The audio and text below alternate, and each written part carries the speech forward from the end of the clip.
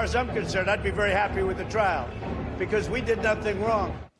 President Trump entering the new year preparing to do battle on the impeachment front, no matter what deal is reached between Senate Majority Leader Mitch McConnell and Minority Leader Chuck Schumer on a trial and potential witnesses. Joining me now, MSNBC contributor Joyce Vance, a former U.S. attorney, and MSNBC contributor Natasha Bertrand, national security correspondent for Politico. To both of you, welcome as we get started here in 2020. And that means the Senate coming back here to start off the year and back to work, Natasha. So are we going to be able to firm up on if this trial is going to get started, when it's going to get started, the duration, and the big question if there are going to be witnesses? Where do we stand now? Yeah, it's a great question. And obviously, we don't know much because we haven't gotten many answers from members of Congress. They've been on recess. So when they come back on Monday, January 6th, hopefully they'll start to outline more of the broad contours of what a Senate trial will look like.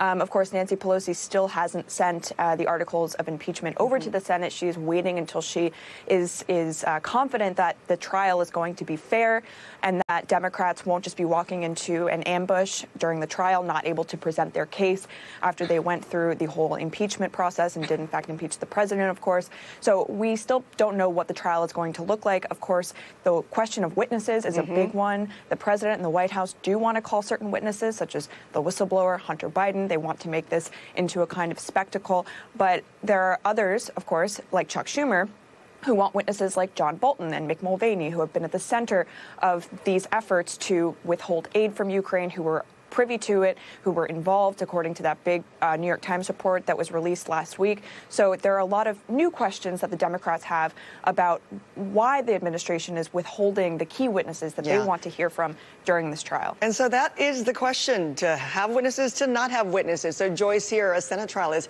this legal territory we're not used to seeing.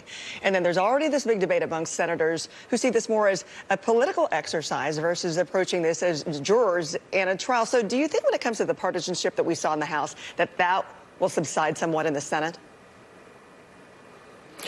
I think the hope has to be that the partisanship will subside, but that may be sort of an unreachable dream. Here we are, though. We've left the Christmas season behind. Congress comes back to work, ready to get serious in early January. And I think we'll hear some of the senators, particularly moderates, begin to make a pitch to their colleagues to set aside politics for the moment and to look at procedural fairness. And that, of course, will be an almost impossible Herculean task for this Senate. But they will have to create some fundamental fairness structures in their procedural rules if the country will have any confidence in the outcome of these proceedings. And that may be where they are right now in the back and forth, and why we're seeing us at this point now in the new year. Natasha, I want to talk about the Giuliani factor here. He's there. He's inserting himself when it comes to impeachment and the public debate on that. Then he's pushing the story that he wants when it comes to Ukraine. How much of a problem could he be for the Trump presidency and many Republican senators who would just see him or would like to see him move over to the sidelines? Yeah, Francis, that's what I was going to point to, which is a lot of the president's allies feel like Rudy Giuliani is a big liability. He is currently under criminal investigation in the Southern District of New York for his foreign lobbying work for Ukraine related to his business dealings with foreign governments, including Ukraine.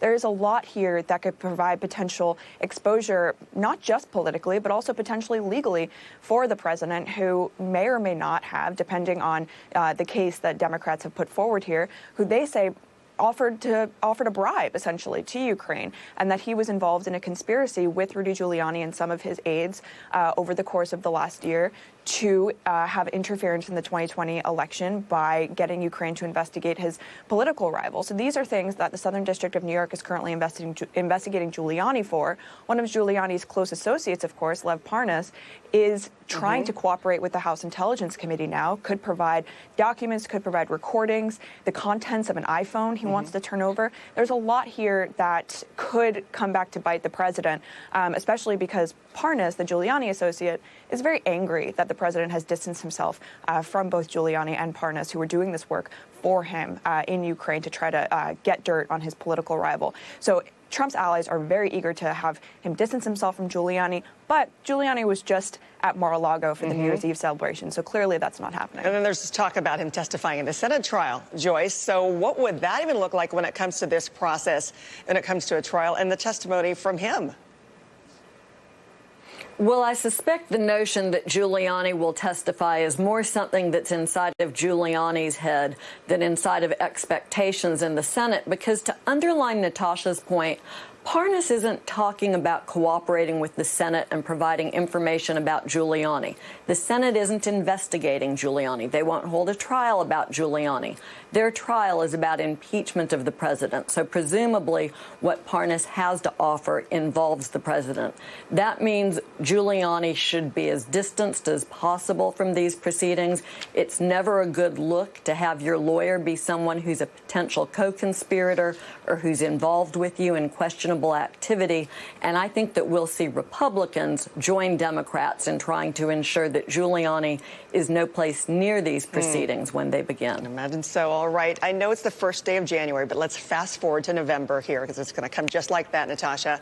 And you got the politics of impeachment. Do you think that this is going to be the sticking point, what we're all going to be talking about by the time we get to that point with President Trump and his eventual opponent? And that will still be around, or will they be fighting on a completely different political ground? I think the latter. I don't think that Democrats pursued impeachment because they thought that it would be good for them politically. In fact, many moderate Democrats faced a really hard question and hard questions from their districts about pursuing this impeachment process, because many in their districts thought it would be very polarizing, that it would further divide the country, et cetera. But they made the difficult decision based on a matter of principle to move forward with it. So I don't think that Nancy Pelosi and the caucus here thought that they would be able to, advertise off of impeachment and really make this their selling point to win in 2020. But that being said, the president has this stain on his legacy, right? So this is going to follow him for forever. I mean, being an impeached president, he was only the third in history and, of course, the first to be impeached in his first term. So no matter what his allies may say about this being good for him politically, the fact is he did not want to be impeached. Yeah. He does not feel like this is going to be a big plus for him come 2020. He may have been able to fundraise off it, but this is not something that any president really wants to go through. And I think Democrats will point to that as they move into the election. And as we know, when it comes to November, there's so much that we have all seen that can happen between this time and that point as well. Joyce Vance and Natasha Bertrand.